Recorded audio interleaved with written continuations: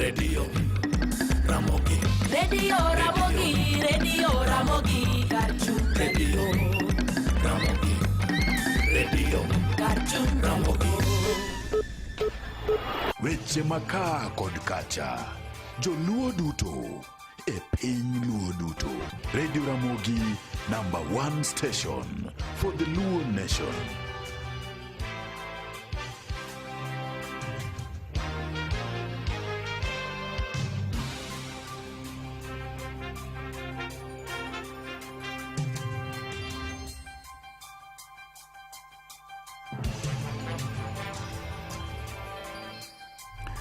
Obila ariyo moko Kiny kauno ne jowito ngimagi lweny mane okel kod gwenyruok mane owuok e kindgi ka obila moro manie lemo man piny ne ochielo jatende gi magina ma onego tesendo obila mang'ia police post e county ma Siaya.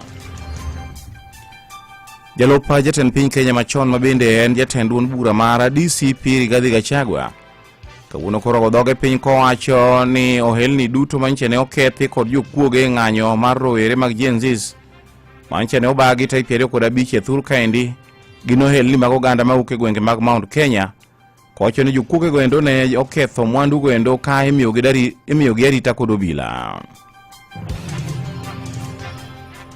Kod riwruok mar kanise ma pacho kae mabende ong'e ka The National Council of Churches of Kenya NCCK okwedo malit mokalo wacho obila tiyo kod ang'enge madwa kalore kedo kod jong'anyo manotimore tai 25 madwe niendi. Weche manyien e Radio Ramogi gi James Rabala. Obila moko ariyo kiny makauno niendi ne jowito ngimagi lweny mane okel kod gwenyruok mane owuok e kindgi ka obila moro manie lemo man piny ne ochielo jatende gi magina ma onego tesendo obila mang'ia police post e county ma Siaya. Kar saa 12 mar okinyi makauno niendi Constable Martin Mwendwa ne ochielo gi magina jatende Corporal Chesise ma ema jatelo mochung'ne tesendo obila mang'ia police post kunendo miwacho ne ochielo agoge kod bedene gi magina ma otho mana kanyo gi kanyo. Magi ne oyangi kod jatendo obila ma sub county ma Gemiala Charles Wafula mane owacho ni Mwendwa ne ochiewo ugokinyi kaeto kao bunde mare mar G3 kaeto wuotho godo mana kacha kochimo jatende noendo mane odhi omonjo kaeto chwado gi magina ma onego. This morning we received information from one of the officers who was around, but he resides outside the post, whereby he had some gunshots emanating from the police post, forcing him to go and inquire. As a result of that, he came around and noticed that one of the officers had run Pasak and was shooting aimlessly. So he was forced to inform the OCS, who came with the reinforcement to contain the situation. But unfortunately, the officer was a bit resistant, forcing our officers also now to deal with him. On the process of trying to manage him, they subdue him. This officer had run Pasak and he shot the corporal before he escaped. Ka lo record obach machalo kamano endo bang' Mwendwa chielo gi magina jatende mochiwo nego to ne otemo wuogi ng'wech mar mondo mi ne odonje e sikund secondary mar nyiri mar Ng'ia Girls ema bende jo obila wetege ne orakore kode mochiwo chwade gi magina mochiwo nege en bende. Report mane wayudo ma wiye wacho ni chalo ka gima ywaruok ne nitiere kinde obila noendo kod jatende noendo mande dine kel lwenye kindgi. Kata kamano obila giwegi to wacho ni chalo ka gima Mwendwa ni ndinche ne koro wiyo obiro marach kiwacho ni kata yo mane oriyore godo kodhi odonjo godo he od jatende noendo kato chweyo hoyawo mana magina kuom jatende noendo nyiso ni chalo ka gima wiye ne ok berruok. Wafula no wacho ni ringre jo obila ariyo goendo ne osetiere kar kano ringre jo motho ma kar thieth ma Siaya County Referral Hospital ma idhi timne gi bero e seche mabende nonro koro dhi e nyime mar yango gima dine kel thoe ariyo goendo. So far, we cannot establish because the matter is under investigation. It's very difficult to establish because during the incident, the two officers were only at the post. So, as I've said earlier, the matter is still under investigation. So, we cannot comment anything on the matter. So far, both the bodies have been taken to Siaya Mogu, awaiting post-mortem, and the matter is being investigated. Jalup jatend piny Kenya machon ma bende en jatend duond bura mar DCP Rigathi Gachagua kawuono koro godhoge piny kowacho ni ohelni duto manche ne okethi kod jokuoge ng'anyo mar rowere mag Gen Z manche ne obagi tarik 25 thur kaendi gin ohelni mag oganda mawuok e gwenge mag Mount Kenya kowacho ni jokuoge goendo ne oketho mwandu goendo ka imiyogi arita kod obila kane wuoyo e kanisa mar Anglican Church ma Nyahururu e kaunti ma Laikipia. Gachagua ne owacho ni chalo ka gima ne ntiere maling'ling moko manche ne ochan kod sirikal mar mondo mi ne kwal donje ohelni mag oganda ma Mount Kenya kunendo mondo mi oketho alni goendo kaka achiel kuom yore mag thuyo oganda ma Mount Kenya kod ogeni mamoko ka owacho ni magi bende ne gin mana yore mane sirikal dwaro godo mondo mi koro rowere mag Gen Z machak seyo ni mjaka beni manokwalo mwandu e gwenge mag Mount Kenya kuno. Gachagua ne okwedo malit mokalo weche moko mawachore ni chalo ka gima nitiere akwede moko mag weche mag siasa ma temo mar mondo mi onyae gwenge mag Mount Kenya kuno. All the shops that were looted at night under police supervision were marked in green as shops owned by people from the Mount Kenya region. Hizo nasikia polisi ilichomwa Kikuyu. Ni uongo. Who can attack a police station? You have nothing, you have no gun, polisi wako pale wana bunduki. Ati inamesekana ati watu wameingia polisi, ati wamechoma police station wameenda. How? Imepangwa ndio vijana wetu wahangaishwe. Viongozi wahangaishwe. And I will not allow it. Mimi sitakubali. Eweche moko bende matimre gi mano endo en riwruok mar kanise ma pacho kan mabende ong'ere ka The National Council of Churches of Kenya kata NCCK okwedo malit mokalo wach obila tiyo kod ang'enge madwa kalore kata teko madwa kalore kedo kod jong'anyo e ng'anyo manche ne obedo e pacho kan tarik 25 madwe niendi. Jotelo mag kanise goendo wacho ni ogimor kata mathin gi gik manche ne otimore e pacho kaendi ma rowere moko ne ohinye ka moko bende ne onegi ka achiel bende kod weche moko mag ketho ratiro mag oganda bete pacho kaendi ka giwacho ni oginyal yie kata matin mar mondo mi obila obed ka ketho ratiro mag oganda kokadho kuom tiyo gang'enge machalo kamano. Ne giwacho ni dwaro nitiere mar mondo mi josir lwedo duto te mag sirikal ma pacho kaendi otemie neno ni ratiro mag oganda gimiyo luor kendo girito kaka dwarore. NCCK koro kwayo bad migawo mar obila mondo mi otemie neno ni giluwo chike moketi mag obila kata moket ni obila monego bed ni obila luwo seche ma gin tich seche duto ma ok ne tiyo kod ang'enge madwa kalore goendo. Bende ne gikwayo mar mondo mi temie manyo yo ma inyalo kel godo kwe pacho kaendi kokalo kuom neno ni jo ng'anyo bende owenegi ratiro margi mar ng'anyo noendo ka achiel bende kod kwayo josiasa bende mondo mi otemie bedo piny mondo gibed kod lalruok e kindgi giwegi mar neno ka ginyalo tieko ywaruok mane kindgi goendo. First, we want to condemn the strongest possible the killings of dozens of Kenyans in the streets when they were exercising the obligation under the Constitution to express themselves. That is not what developed countries like Kenya do. We also observed the presence of goods. The police are required to arrest those who are doing those criminal activities. So we condemn the violence and the killings of more than 10 people in the streets. Kapodon manayo weche matero ngwana endo jotelo mag kanise ma kaunti ma Migori koro jokwayo jotelo ma pacho kaendi mondo mi jowe tiyo gi rowere e muocho tulo e thur kaendi e kinde ng'anyo mag rowere mag Gen Z ka giwacho ni dwaro nitiere mondo mi kwe obedi e piny Kenya kaendi. Waturi kaendi ko reporter maro Migori jo Juma man gi ler mathoth e wachno.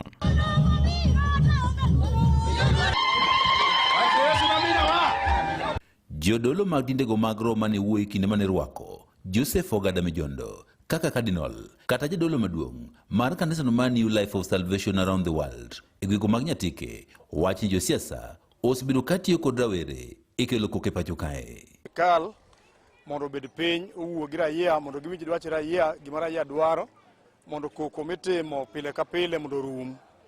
Nikech ok wan ready to dhi ng'anyo pile ka pile nikech nyithindwa hinyore inegogi.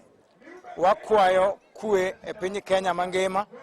Wera sani waneno ka kwe ok ber, waneno ka thoe nitiere, waneno ka lweje wuok e kona ka kona. Jadolo maduong' ma kanisa ma New Life of Salvation Around the World Mijondo wanjo telo nitiere kod ting' mar lando kwe kendo riwo oganda ka okwedo koko mane onenore e piny Kenya e kinde ng'anyo mar Gen Z mane obak tarik 25 mar dweni. Kenya ne jotendwa nagombo ni gimanyi kwe mondo wananchi owek hinyore. Ka giketo kwe kindgi eka wanyalo bedo kod kwe wan bende piny ka.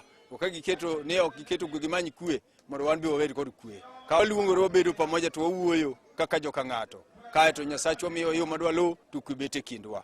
Jodolo gi wanjo siasa go mos biro katiyo kod rawere pacho kae mar kelo koko nyithindgi giwegi to koro somo oko kendo ok negi e apaya ka ging'anyo ka bende koro gikon rawere ni nyaka koro bed motang'. Unu wegi ung'eyo ni nyithindu mang'eny somo mana oko e pinje ma oko. Onge ng'ato kata achiel ma ja siasa mosaloyo kata madwa nodhialo makawo nyathinde mondo oket kaka security to wan useketwa kaka gigeu mag kedo kendo mag lweny. Onge ja siasa moseikore mo confront wadgi kata mana gi ngum kata gi silaha to wan kaka supporters wan ema uhinyowa. Jalup Cardinal ma kanisa ma New Life of Salvation Around the World Raphael Sura okwayo jotelo moyier mondo koro tine oganda e leo mopogore opogore ma oyiergi kendo githegre kod siasa momondo. Yieri e komane kata ka in MCA kata ka in mbunge kata ka in gavana ni gima kelo koko en johera magu maheru ema miyo ji gore e lweny. Ne wakwayo ni ukelnwa kwe e kindi jou. Komachielo jidolo gi bende ywak ni jotelo go moyier e kaunti ma Migori osenyiso akwede dinde go mag roho ka giwacho ni onge jol malongo ma giyudo ka ukum jotelo gi. Osebedo mang'eny e piny modi nominate dinde mamoko to mane ka pod arambe pod ok unyal miyowa, support ok unyal miyowa, sponsorship ok unyal miyowa, kwadonjo officers mau to en mana ni adich duog chieng' machielo to chieng' machielo no kowaduogo iru to en mana siling 500 bora minyalo mi ng'at mobiro office no. Wan wajoro samigolo wan wadwa lingo mbul wadhi gi mor kabisa nikech wuodwa konwa ni kino konywa to ka gisedhi to wan koro kibire to okiai odwa noni mang'eny ya kanye tanga mokeli ka ang'o mokeli. Hizi maendeleo yenye tunafanya kama ujenzi ya makanisa, kufundisha watoto wetu, kupeleka katika chuo kikuu, tuna shida kwa sababu mikono haitosheki. Tuko na mikono mifupi na kila tukipeleka tukiomba mswada kwa serikali ili watusaidie kwa kufanya mchango ama harambee ili watoto wetu pia wapate kusoma, hatupati jibu kikamilifu. Nenya Kalondo Maramboi kuke kaunti ma Migori Anjo Juma. Yoche moko bende ne familia mar Yohala mar mask manchene Rick uso mask genga paya maburi Nairobi kani Boniface Mwangi Karaoke manchene ochiel kod magina kod obila e ng'anyo matek 25 mar dweni endi. Koro lakteche ma kar thieth ma Kenyatta National Hospital buri Nairobi kandi oyango ni obwongo mare osetho. Kane ome uwe wachino endo jawachelo familia no endo Emily Wanjira no wacho ni kar thieth ma Kenyatta National Hospital no ngisogi e otieno mane piny rugodo kawuono ni endi ni obwongo mar Mwangi ok nyal tiyo kendo ni kendo obwongo no endo osetho ka koro gi lakseche gindi en mana jalno endo ma yudo mana kony kokalo kuom masin makonyo dhano e yweyo ma bende ong'ere ka life support machine. Wanjira wacho ni kata obedo ni moko kuom fuonde mag Mwangi to tiyo kamano to kata kamano endo obwongo mare to osetho ka koro giwacho ni gin kaka familia gima koro girito en mana moro mi koro lakteche oyangnegi mana elela ni wuorgi no endo osetho. Mwangi niche osebedo ka yudo thieth kar thieth ma jotuo moheore ma bende ong'ere kaka ICU ma bende osebedo ko oyude thieth nyaka nyiche ne chwade gi magina mane ring kode osiptal nendo. Karaoke kata Mwangi ma bende jigni 22 iwacho ni ne Rick oting'o paket mane oting'o mask iye kane ouso mask gi ngapaya maburi Nairobi kaendi chieng' mane ng'anyo obedo tarik 25 ma dweni endi ma obila ne rakore kod jong'anyo ema obila moro ne ochiwo chwade mana wiye gi magina ma hoinye marach mokalo mane omiyo ring kode e kar thieth ma Kenyatta National Hospital kuno endo. We received a call at around midnight. It was at around 12:47 midnight from the hospital itself. They needed to have a brief with us, and we have already received the brief. We have been told what is happening, and the reality of the things, what is happening is that Boniface Mwangi Kariuki is confirmed to be brain dead. So that's where and how far we are. The hospital bill now is quite higher. We are at 3-point-something now. So we are praying and hoping now for the well-wishers, because now when somebody has been confirmed brain dead, we know what it means. So the brainstem of Boniface Mwangi Kariuki, it's not working any longer.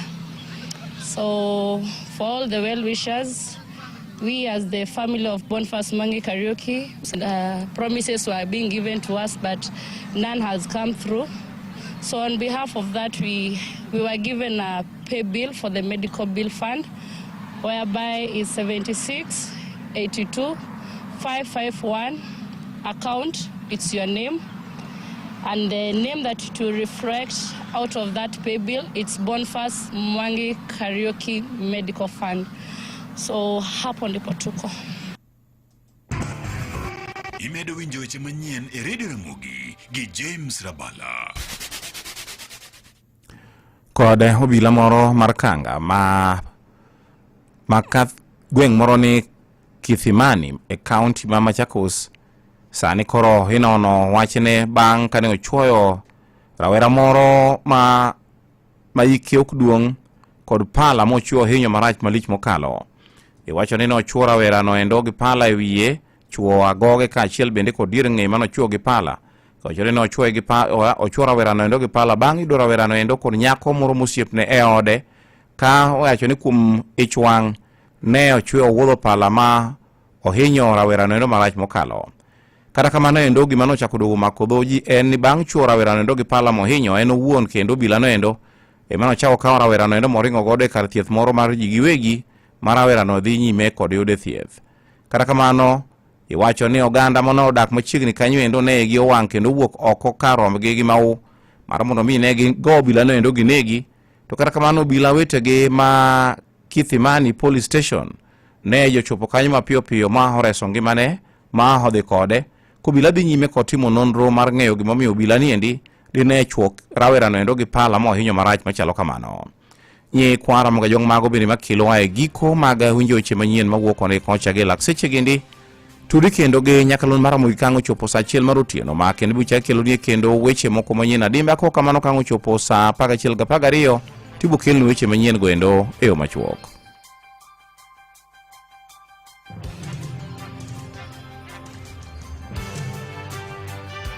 Mago ne weche manyien kokale Radio Ramogi.